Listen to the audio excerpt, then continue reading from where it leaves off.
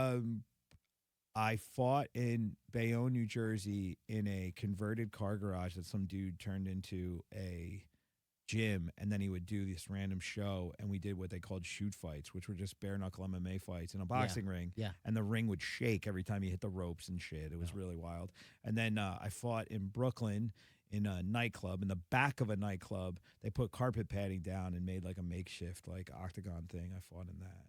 Like So crazy shady. stuff. It's just, So I shady. love this. These are stories like yeah. these are the underground fight days. Do things like this happen anymore, or is everything No, this well is regulated? very at regulated this now. point? Like, Yeah. I mean, there's somebody in Ohio in a bar Well, doing I've heard of this, but smokers, right? they're Is that illegal in when- most states. When people, if like a gym has like a fight, like So is I that- used to it's do kind of them, an underground fight, but I right? did them when I had a big warehouse spot, and it was really hard to pay for the warehouse. So I was like, shit, let's do fights. Okay. And I had a 24-foot boxing ring, and we did kickboxing, and we did grappling bouts because you couldn't do MMA technically. So I said, okay, we did separate fights. We did kickboxing fights, and then we did straight grappling bouts. And then I got a call from the state because a promoter found out I was doing this and got pissed that I was doing these events in my gym, and they were like, hey, you can't do these anymore. And they told us not. But for like a year and a half, we did events like every month and packed the fucking house. And it was great. And those were a real smoker. We didn't. Some nights we had winners and losers. Sometimes we didn't. It was literally just to give guys experience and Sure. for us to make money to pay the rent.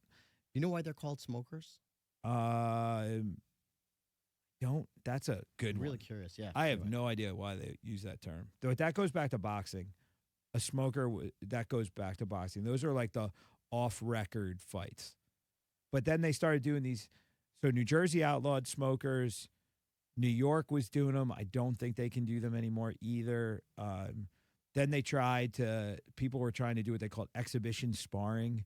That got shut down. That's the a athletic way to- commissions shut all this stuff down. Okay. So I do understand.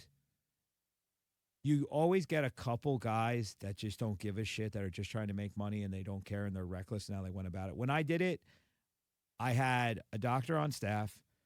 I had a deal with a local firehouse. They had a first aid crew there.